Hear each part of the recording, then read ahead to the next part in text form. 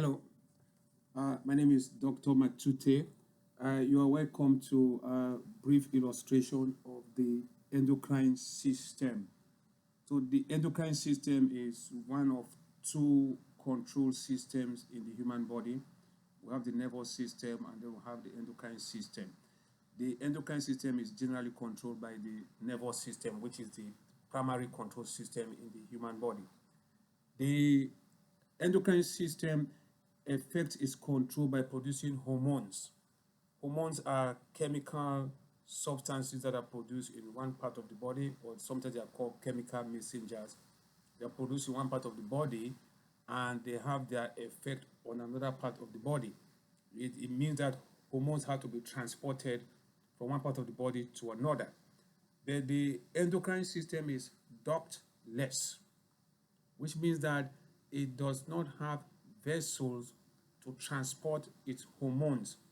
So it uses the circulatory system. It uses blood to transport its hormones from one part of the body to another. Now, with the endocrine system, there are two main types of organs or structures that produce hormone. We have the endocrine glands and the endocrine organs. Endocrine glands and endocrine organs. What is the difference? The endocrine glands, they have one function only, and that function is hormone production. An endocrine organ has more than one function. So it produces a hormone, but it has another function. So for example, if you take the ovary produces estrogen, which is a hormone. It also produces an egg cell. So the ovary is an endocrine organ. On the other hand, the pineal gland, which is found somewhere in the brain, produces the hormone called melatonin. The pineal gland has only one function, the production of melatonin. So the pineal gland qualifies as an endocrine gland. Later on in this brief demonstration, we are going to look at different structures, or we look at different structures that actually produce hormone, and you should be able to determine which one is an endocrine gland or which one is an endocrine organ based on the study material that you've been provided with. Before we go on to looking at individual structures that produce hormone in the human body, let's quickly say something about the functions of the endocrine system. The endocrine system has four main functions. Four main functions. Number one,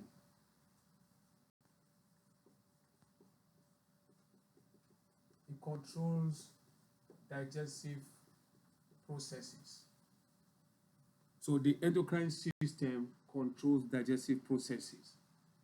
Number two, it controls reproductive processes. So the endocrine system also controls reproductive processes. Number three, regulates growth, development, and metabolism.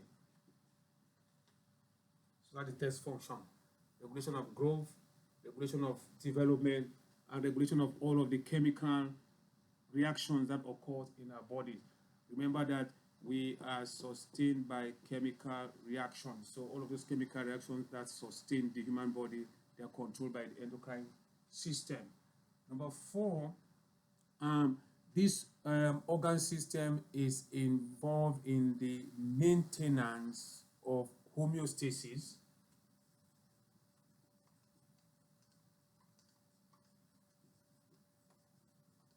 Maintenance of homeostasis of blood composition and volume. So that's function number four. it maintains homeostasis of the blood composition and volume. If you remember, homeostasis means keeping the internal environment constant or near constant. I will say blood composition. Blood is made up of formed elements, that's living elements, and non-formed elements, that is the non-living elements. Now, the formed elements are made up of the cells, red blood cells, white blood cells, and platelets. The endocrine system ensures that we have all of those cells in their right quantities, in their right levels. Then for the non-living components of blood, like the solutes, which involve the electrolytes, etc., the endocrine system also ensures that we have the right levels at the right time. Then in terms of blood volume, that is very important. So for example, females have 4 to 5 liters of blood, and males have 5 to 6 liters of blood. That should be about the normal range of blood that these respective groups of humans should actually have. In a case where you end up having significantly less than any of those levels for any of the groups respectively, that could lead to circulatory shock.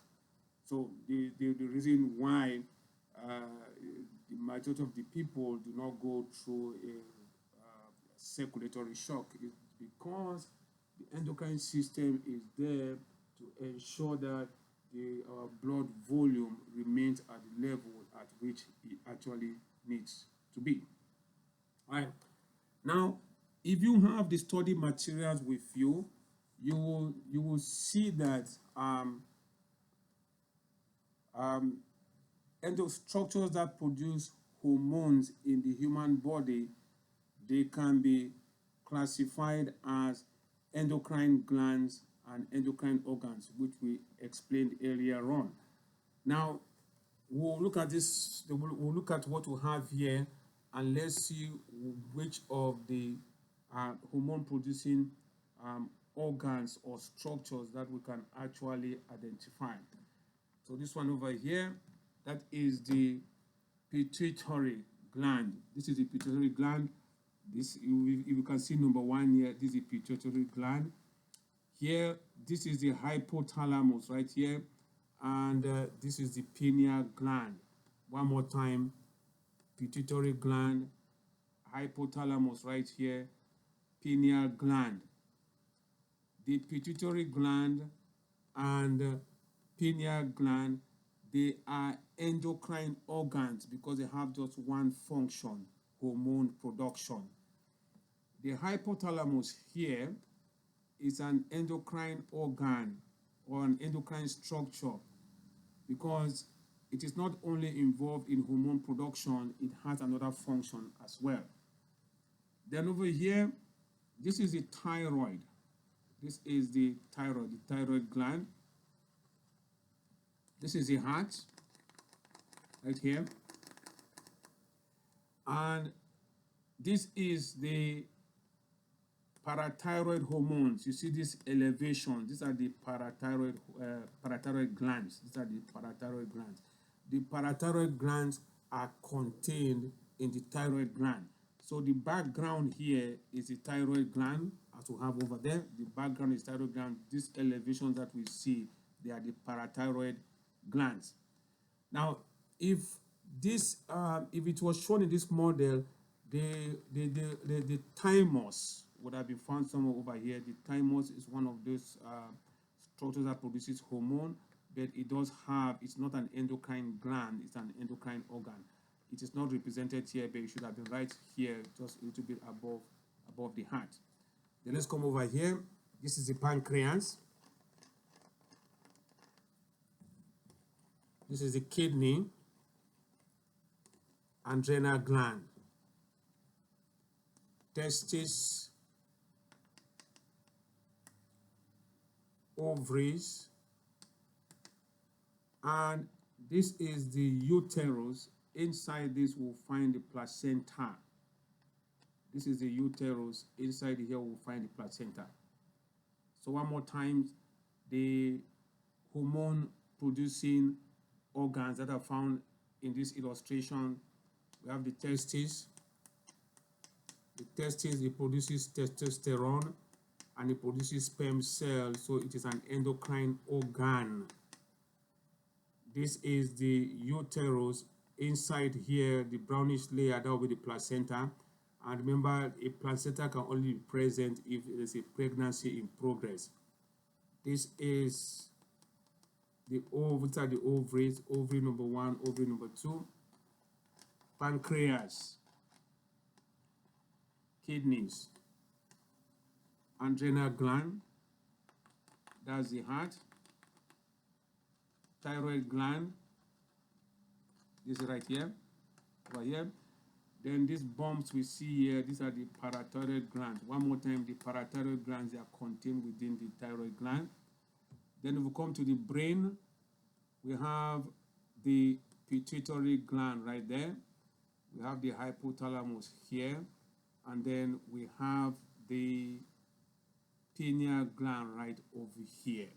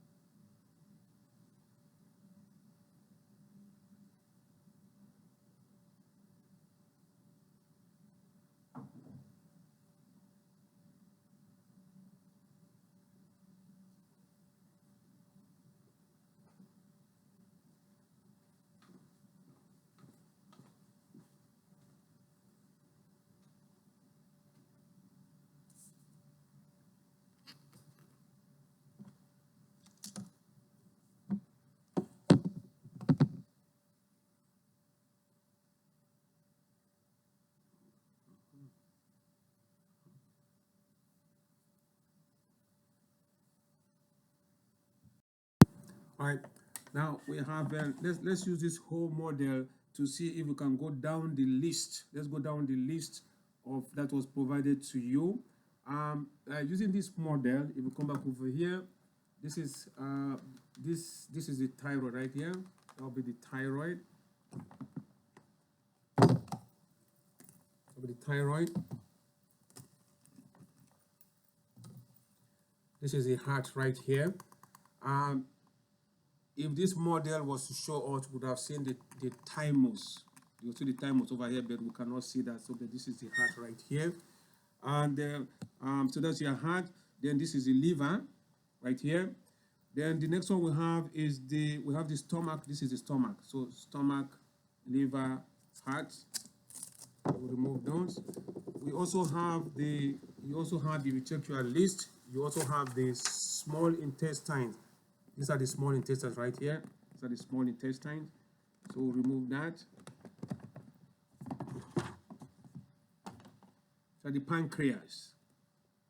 So the pancreas. So we'll remove that. So the kidneys. There are two. And then here, these are the adrenal glands. Adrenal glands, kidney. Then we have the adipose tissue. Adipose tissue, this yellowish material you see over here. This is the hypodermis of the skin. So everything yellowish you see here is an under layer of the skin. This is adipose tissue. So the hypodermis is made up of the adipose tissue. So everything yellowish you see in here, all of this is adipose tissue. Then the skin will be this. This is the skin. This is the skin. Essentially what we are seeing here is the upper portion of the skin. This is the upper portion of the skin, which specifically is called the epidermis. So we have the upper portion of the skin, and then we have the hypodermis right here, representing the adipose tissue. And then this is the epidermis here that actually represents the skin based on the list that is provided to you. Then we have and if you look at your list, we'll have the gonads. Well, we'll have the gonads. The gonads is the collective name for testes and ovaries. Gonad is the collective name for testes and ovaries. So if you're looking at this model here, this yellowish one right here, I hope you can see that right here. This is the ovary. That's the ovary right here. And this one right here, this is the testis. So testis, ovaries. So combining those two, they give us the gonads. Then on your list also, you have the placenta. Like we said earlier on, a placenta can only be present if there's a pregnancy in progress. So this is the uterus right here, and inside this uterus we'll find the placenta. Inside this uterus we'll find the placenta. So essentially, we've gone through the list that was provided to you for the endocrine glands and the endocrine organs. I'm going to send some questions across that will actually test your knowledge based on this brief illustration that we had here. One more time, the endocrine system controls vital functions of the human body via the production of hormones.